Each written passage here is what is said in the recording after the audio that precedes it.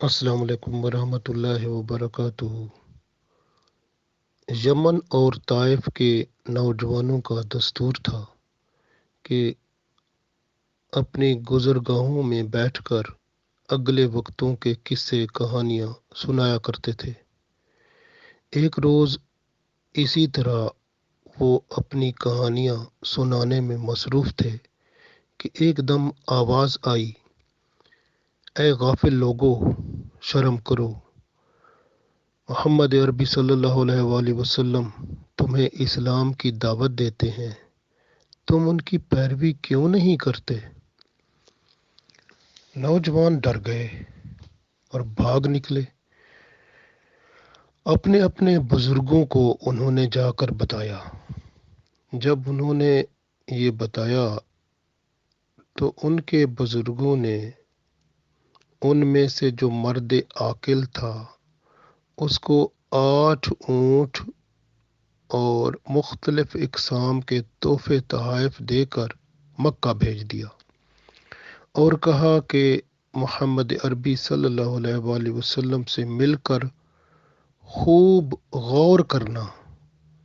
اگر تمہیں محسوس ہو جائے کہ وہی نبی پاک صلی اللہ علیہ وآلہ وسلم ہیں تو یہ اونٹوں سمیت سارا مال ان کی خدمت میں ہدیہ بطور پیش کر دینا۔ اگر معاملہ برعکس ہو تو مکہ میں یہ مال فروخت کر کے واپس آ جانا۔ یہ شخص مکہ میں داخل ہوا تو اتفاقاً اس کی ملاقات ابو جہل سے ہو گئی۔ اس نے ابو جہل سے پوچھا کہ محمد صلی اللہ علیہ وسلم کے بارے میں تمہاری کیا رائے ہے؟ ابو جہل بولا، استغفر اللہ، کہ محمد صلی اللہ علیہ وسلم جھوٹے اور شعبدہ باز ہیں، معاذ اللہ۔ اور پھر ابو جہل نے اس سے پوچھا کہ تم مکہ میں کیا کرنے آئے ہو؟ اس نئے آنے والے شخص نے کہا کہ میں محمد عربی صلی اللہ علیہ وآلہ وسلم کی حقیقت معلوم کرنے آیا ہوں۔ اور ابو جہل نے جب اس کی باتیں سنی تو اس کو یہ کہا کہ یہ تیرا جو سارا مال ہے یہ سارا میں خرید لیتا ہوں، اس کی عوض میں تمہیں 4000 دینار دوں گا، لیکن شرط یہ ہے کہ تم اسی وقت مکہ سے چلے جاؤ۔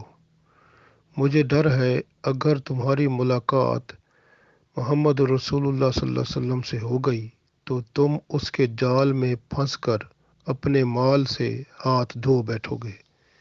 یہ کہہ کر ابو جہل نے اس سے مال لے لیا۔ وہ آدمی چلتے ہوئے جب باہر چلتے چلتے مکہ سے گزر رہا تھا، اس کی ملاقات حضرت علی رضی اللہ تعالیٰ عنہ سے ہو گئی۔ تو انہوں نے اس بندے نے حضرت علی رضی اللہ تعالیٰ عنہ سے رسول اللہ صلی اللہ علیہ وسلم کے بارے میں سوال کر دیا۔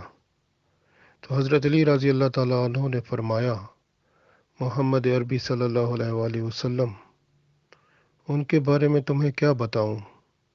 ان کی تو تعریف سے الفاظ قاصر ہیں، وہ تو فصیح عرب اور فخر کائنات ہیں،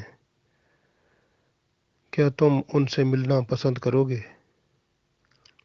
اس آدمی نے کہا، ہاں، میں انہی سے تو ملنے مکہ آیا ہوں۔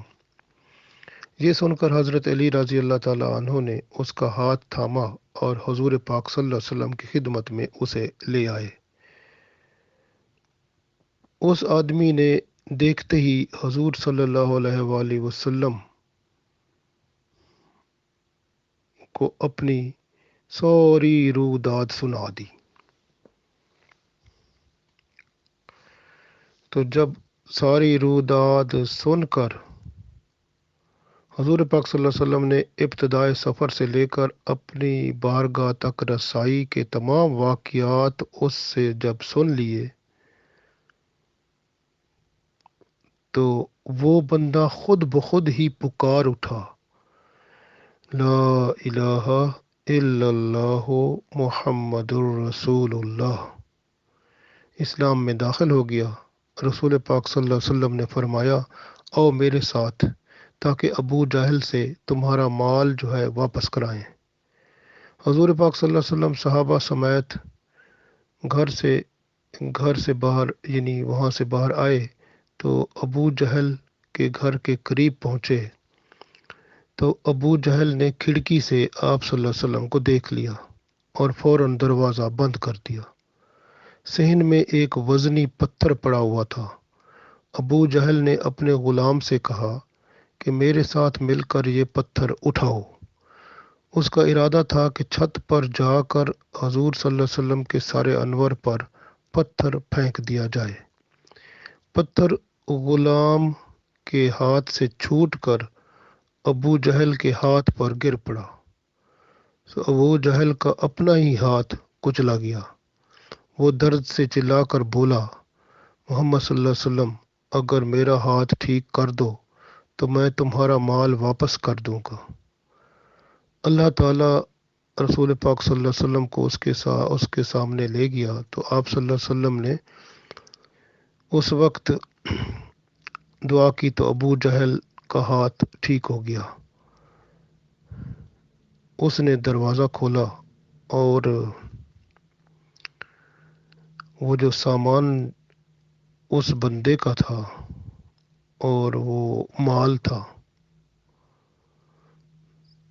तो वो देने के लिए तैयार हुआ, लेकिन अचानक उसे एक खौफनाक हबशी नज़र आया। हबशी ने कहा, लाइन, अगर जान की अमान चाहते हो तो पूरा माल वापस कर दो वरना गर्दन उड़ा दूंगा। फिर इस तरह से अबू जहल ने सारा माल वापस कर दिया। हुजूर पाक सल्लल्लाहु अलैहि वसल्लम वापस तशरीफ़ ले आए तो कौम ने अबू जहल से कहा कि तुम बेवकूफ़ हो, तुमने माल वापस क्यों किया? तो अबू जहल कहता है, जो कुछ मैंने देखा है अगर तुम भी देख लेते तो ये सवाल ना करते। उसने फिर ये सुनकर सारा वाक़या अपनी कौम को सुना दिया। सुभान अल्लाह। गोया रसूलुल्लाह सल्लल्लाहु अलैहि वसल्लम वो हस्ती हैं जिनकी हिफाजत हर वक्त अल्लाह ताला खुद फरमाते हैं और आप सल्लल्लाहु अलैहि वसल्लम की शान की जो अज़मत है वो बेमिसाल है। अल्लाह ताला हमें उनसे मोहब्बत और कुर्बत अता फरमाए। आमीन।